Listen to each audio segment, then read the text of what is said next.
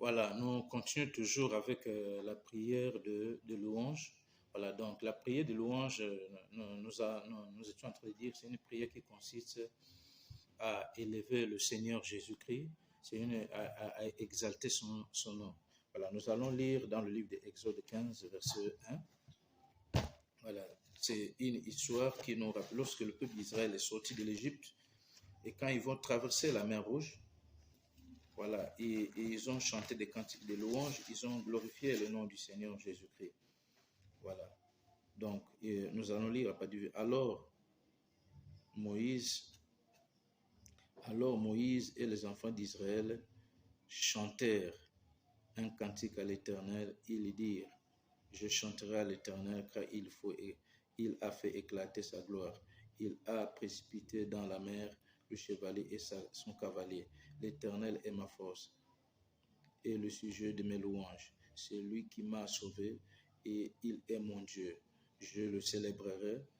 Il est le Dieu de mon Père. Je l'exalterai. Donc, vous comprenez par là que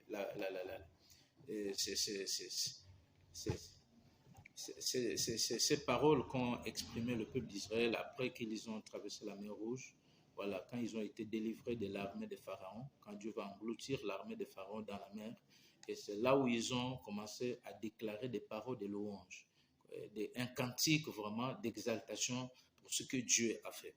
Voilà, donc nous comprenons par là que la louange, lorsqu'une personne loue Dieu, c'est une manière c'est une façon pour lui d'adresser aussi une prière à Dieu, c'est une façon de prier. Lorsque tu loues Dieu, lorsque tu exaltes le nom du Seigneur Jésus-Christ, tu adresses par là à Dieu une prière d'exaltation, une prière de louange. Voilà. Parce que c'est des paroles que tu exprimes envers Dieu quand tu chantes. Voilà. C'est des paroles, lorsque tu dis Seigneur, tu es grand, tu es redoutable. Je te loue parce que tu es redoutable. Seigneur, tu es redoutable. Tu es glorieux. Voilà. C'est une façon d'exalter le nom du Seigneur. Voilà. C'est ça là, la prière de louange. Il y a d'autres quand par exemple à l'église, lorsque tu dis aux gens, j'aimerais que le peuple de Dieu puisse louer le Seigneur. Tu vas entendre d'autres, ils sont en train de faire des prières d'autorité, d'autres, ils sont en train de faire leurs demandes, ils sont en train de demander à Dieu les choses au lieu d'élever Dieu par des mots qu'il faut. Voilà. Parce que cette prière aussi s'accompagne avec des mots qu'il faut. Voilà. Des mots qui va dans l'exaltation du nom de l'Éternel, des mots qui va dans le sens de le glorifier, le sens de le magnifier, de l'élever au-dessus de tout. Voilà, c'est ça la prière de louange. Voilà. Nous continuons toujours avec les types de prières. N'oublions pas que Dieu, c'est un être qui est élevé au-dessus de toutes choses.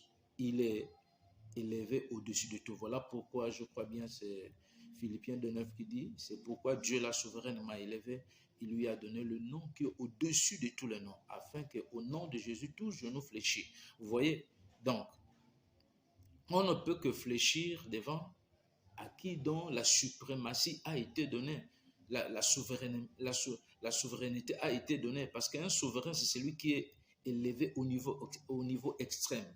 Il est placé au plus haut niveau, où il n'y a personne qui est élevé comme lui. Voyez? Donc, c'est quelqu'un qui a la dernière décision. C'est une personne qui a la dernière parole. Et voilà pourquoi il peut dire, je crois dans le livre de Matthieu, il dit, tout pouvoir m'a été donné. Vous voyez? Donc, c'est quelqu'un qui est élevé au-dessus de tout. Donc, pour manifester cette élévation, il y a des mots qu'il faut. Il y a des paroles qu'il faut. Sinon, ce n'est plus une prière de louange. Parce que le mot louange vient du mot louer. Louer veut dire élever, glorifier. Vous voyez? Glorifier. C'est un peu ça, de manière simple. Voilà. Il y a encore une autre catégorie de prières, c'est la prière d'adoration. Voilà. Qu'est-ce que c'est par là qu'on attend par le mot adoration? Voilà. Adorer, le mot adoration va dans le sens de prosterner, la prosternation. Ça va dans le sens de dire ce que Dieu est. Lorsque tu dis Seigneur, tu es magnifique, je t'adore parce que tu es merveilleux. Là, tu es en train de vouloir exprimer ce que Dieu est. Tu exprimes ce que Dieu est. Tu es en train de dire ce qu'il est. Seigneur, tu es beau, tu es magnifique. Seigneur, il n'y a personne de plus doux comme toi. Il n'y a personne de plus vraiment magnifique comme toi. Là, tu es en train de l'adorer. C'est différent de quand on parle d'exalter le Seigneur. Parce que quand tu exaltes le Seigneur, tu l'élèves et tu le glorifies. Mais dans ce cas, dans cette prière d'adoration, tu dis, tu exprimes ce qu'il est. Tu exprimes ce qu'il est. Voilà, il faut préciser les choses à sa place. Voilà. C'est pas quand on dit adorons le Seigneur, par exemple, au temps, par exemple, où le peuple de Dieu est en plein culte, dans la présence de Dieu, adorons le Seigneur. Et les gens commencent à dire Seigneur, vraiment, je prends autorité sur les démons. Non, non, non, ça, c'est pas une prière d'adoration. Ou Seigneur, je t'élève parce que tu es digne d'être élevé. Non, là, tu es en train de louer Dieu. Ce n'est plus une adoration. Et en ce qui concerne la prière d'adoration, il y a une attitude et il y a aussi des paroles qui vont avec. Il y a une attitude. L'attitude qui est vraiment demandée, qui est dans cette prière, c'est la prosternation. Soit tu peux te prosterner, mais la prosternation va plus profond que ça. C'est dans le cœur. La personne peut être prosternée visiblement comme ça, mais son cœur n'est pas prosterné. Donc, vous voyez que l'adoration, c'est une prière qui est centrée dans la l'âme de l'homme, même, dans l'esprit de l'homme, dans son cœur. Voilà pourquoi il pouvait dire à la femme samaritaine dans Jean chapitre 4, je crois, verset 23, il dit « L'heure vient où les vrais adorateurs adoreront Dieu le Père en esprit et en vérité. » Vous voyez, donc, l'adoration doit se faire en esprit et en vérité. Dieu est esprit. Et je souligne ici la véritable adoration parce que Dieu d'abord, Dieu est la parole lui-même. Donc, pour adorer ce Dieu-là, tu dois avoir la révélation de sa personne dans sa parole. Dans sa parole avec exactitude. Tu dois l'adorer selon la parole de Dieu. Parce qu'il dit, cette parole dont je vous ai annoncé, elle est esprit et vie. Vous voyez? Donc, pour bien adorer le Seigneur, quand il dit, les vrais adorateurs l'adoreront en esprit et en vérité. Ça vient à dire que les vrais adorateurs doivent l'adorer selon la parole de Dieu, selon les Écritures. Voilà, une véritable adoration se fait selon les Écritures. Elle ne se fait pas comme on le pense, mais selon la parole de Dieu.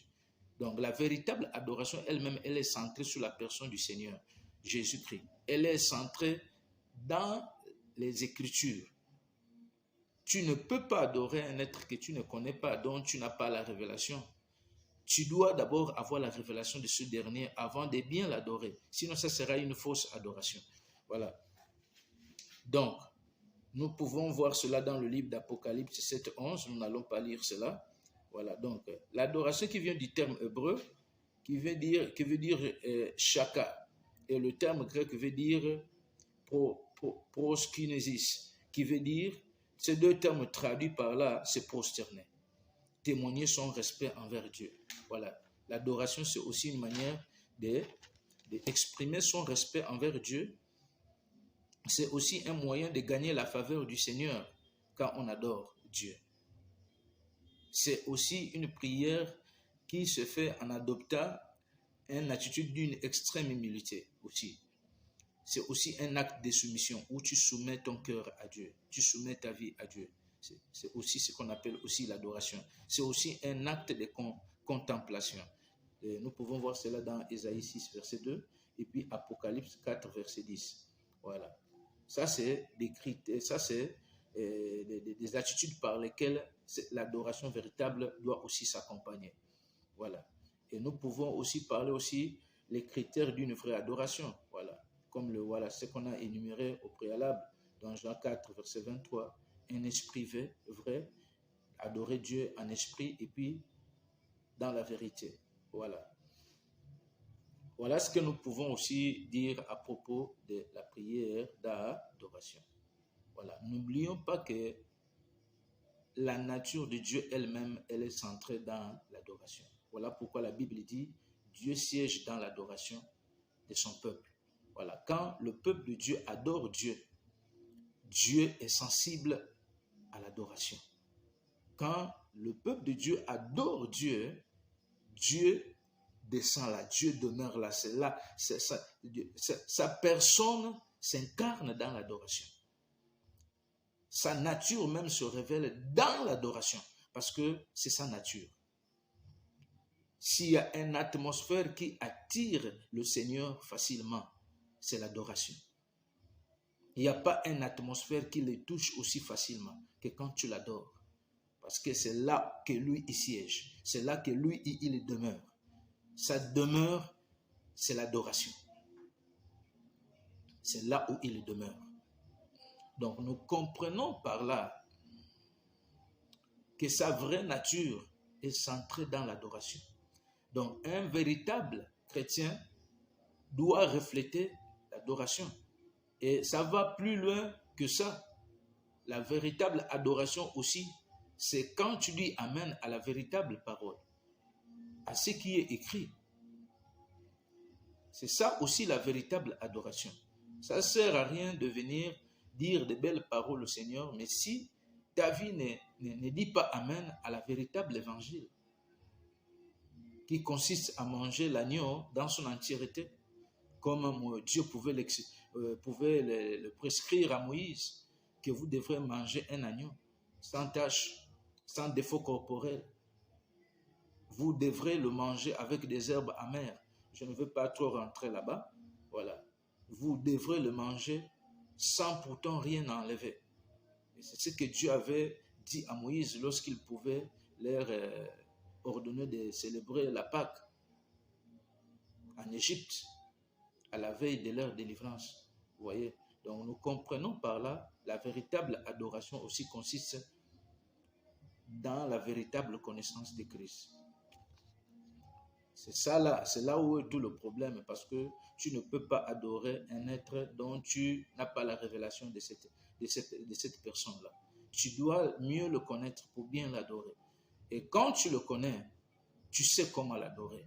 Tu sais ce qu'il faut faire, tu connais les paroles qu'il faut exprimer, tu connais l'attitude qu'il faut prendre, parce que l'attitude aussi compte. L'attitude compte, l'attitude avec beaucoup plus l'attitude du cœur, parce que le problème ici, c'est l'attitude du cœur avec laquelle tu te présentes devant sa présence. Voilà.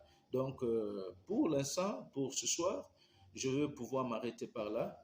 Et prochainement, nous allons continuer notre méditation toujours sur le type de prière. Voilà. Donc, nous croyons que le peuple de Dieu a été béni au travers de cette méditation. Voilà. Et je rappelle encore, moi, c'est le pasteur Alfred Willy Kassamindo. Voilà, je suis basé à Pointe-Noire. Et le nom de l'église où je suis pasteur actuellement, c'est l'église Foi Apostolique et Prophétique. C'est un ministère à caractère d'enseignement. Typiquement, vraiment, c'est d'enseignement. Parce que nous croyons que le peuple de Dieu a besoin d'être enseigné. L'enseignement se fait de plus en plus très rare. Voilà, dans des milieux chrétiens, le peuple de Dieu a besoin d'avoir la connaissance, parce que nous savons que le royaume de Dieu est basé dans la connaissance du Seigneur Jésus-Christ.